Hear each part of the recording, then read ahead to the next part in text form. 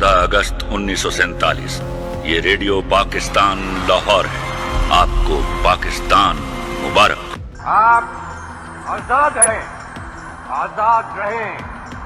आप लोग इस मुल्क पाकिस्तान में अपनी अपनी इबादत गाहों, मस्जिदों या मंदिरों में जाने के लिए। There is no power on earth that can undo Pakistan. Pakistan कितना ताकतवर है। 1947 में जब पाकिस्तान वजूद में आया तब इंडियन लीडरशिप ने पाकिस्तान का मजाक उड़ाते हुए कहा था कि पाकिस्तान एक साल भी सरवाइव नहीं कर पाएगा और वापस से इंडिया के साथ ज्वाइन होने के लिए भीख मांगेगा। लेकिन आज 78 साल गुजर चुके हैं। इस अरसे में न सिर्फ पाकिस्तान ने सरवाइव किया है बल्कि आज पाकिस्तान का शुमार उन चंद मुल्कों में होता है जिनके साथ उलझना तबाही को खुलेआम दावत देने के बराबर है और पाकिस्तान ने इसे बार बार साबित भी किया है। रिसेंटली मई 2025 में जब इंडिया ने पाकिस्तान के अगेंस्ट ऑपरेशन सिंदूर लॉन्च किया तब पाकिस्तान ने दुनिया को पहली बार अपनी एयर सुपीरियरिटी और एयर डोमिनेंसी की झलक दिखाई थी और इंडिया के 6 फाइटर जेट्स गिरा दिए थे without losing any single aircraft. अब बात पाकिस्तान के सर्वाइवल से कहीं आगे बढ़ चुकी है। अब सवाल ये पूछा जाता है कि पाकिस्तान आखिर कितना ताकतवर है। पाकिस्तान की पावर को समझने के लिए आपको मैप को देखना पड़ेगा। पाकिस्तान के नॉर्थ में चाइना है जो कि दुनिया की एमर्जिंग सुपर पावर है और ईस्ट में इंडिया है जो कि आबादी के लिहाज से दुनिया का सबसे बड़ा मुल्क है और वेस्ट में ईरान है जो कि एक बहुत बड़ी रीजनल पावर है और नॉर्थ वेस्ट में अफगानिस्तान है और साउथ में 1046 किलोमीटर की कोस्ट लाइन के साथ अरेबियन सी मौजूद है जो कि इंडियन ओशियन में जाने का एक गेटवे है। इंडियन ओशियन में हर साल 1 लाख से ज़्यादा शिप्स ट्रैवल करती हैं। 30% दुनिया की कंटेनर शिप का ट्रांजिट यहीं से होता है और ऑलमोस्ट 50% से ज़्यादा ऑयल और गैस कंटेनर यहाँ से गुजरते हैं। चाइना दुनिया का राइजिंग सुपर पावर है। पाकिस्तान चाइना के लिए मिडिल ईस्ट और यूरोप की मार्केट्स तक जाने के लिए अल्टीमेट शॉर्टकट है। पाकिस्तान की वजह से चाइना को मलाका स्ट्रेट जैसे ख़तरनाक रास्ते से भी छुटकारा मिल जाता है और उसका सफ़र भी कम हो जाता है जो चाइना के लिए प्रॉफिटेबल साबित होता है। इंडिया की बात करें तो इंडिया को सेंट्रल एशियन मार्केट तक जाने के लिए पाकिस्तान की ज्योग्राफी का एक्सेस चाहिए, otherwise India central Asian countries से कट ऑफ हो जाता है।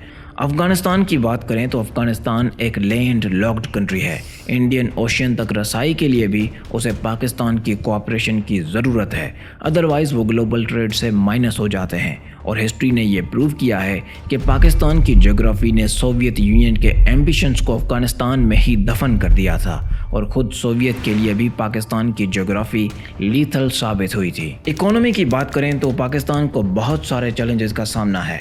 साल 2026 में पाकिस्तान की जीडीपी 410 बिलियन डॉलर्स की है। इससे पाकिस्तान दुनिया की 42वीं सबसे बड़ी इकोनॉमिक पावर बनता है।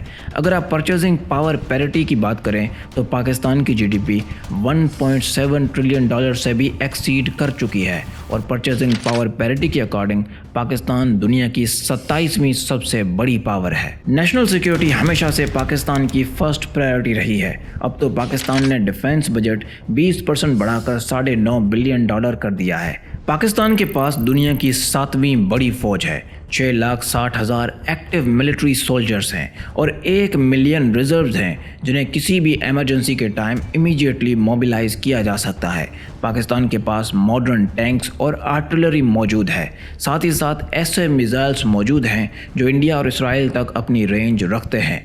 पाकिस्तान की नेवी की बात करें तो ग्लोबली पाकिस्तान 20वें नंबर पर रैंक करता है। पाकिस्तान के पास 8 submarines, destroyers, frigates, patrol vessels के साथ साथ दूसरी मॉडर्न वार मशीनरी भी मौजूद है। एयरफोर्स की बात करें तो पाकिस्तान के पास फ्लीट में 4.5 जनरेशन के फाइटर जेट्स भी मौजूद हैं। पाकिस्तान ने रिसेंटली चाइना से J-10C इंपोर्ट किए थे और पाकिस्तान और चाइना मिलकर J-17 थंडर भी बना चुके हैं और उसे अपनी फ्लीट में शामिल भी कर चुके हैं। बल्कि अब तो पाकिस्तान की वेपन इंडस्ट्री भी बूम कर चुकी है और वो जेट्स को एक्सपोर्ट भी करते हैं। लेकिन अगर हम इन कन्वेंशनल मेथड्स ऑफ वार को साइड पर रखें तो हमें पता चलता है कि पाकिस्तान दुनिया की 6th largest nuclear armed state है। पाकिस्तान के पास 170 से लेकर 200 तक न्यूक्लियर मिसाइल्स मौजूद हैं। ये तादाद Israel, India, even United kingdom से भी ज़्यादा है।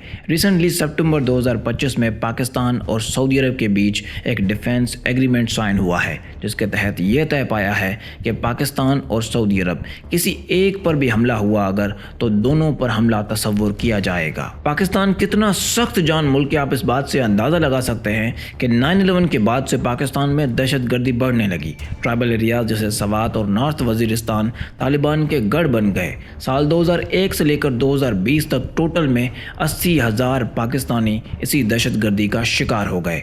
तब पाकिस्तान की आर्म्ड फोर्सेस ने ऑपरेशन ज़र्ब-ए-अज़ब और रद्दुल फसाद लॉन्च किया और 10 साल से भी कम अरसे में दहशतगर्दी के नेटवर्क को जड़ से ही ख़त्म कर दिया।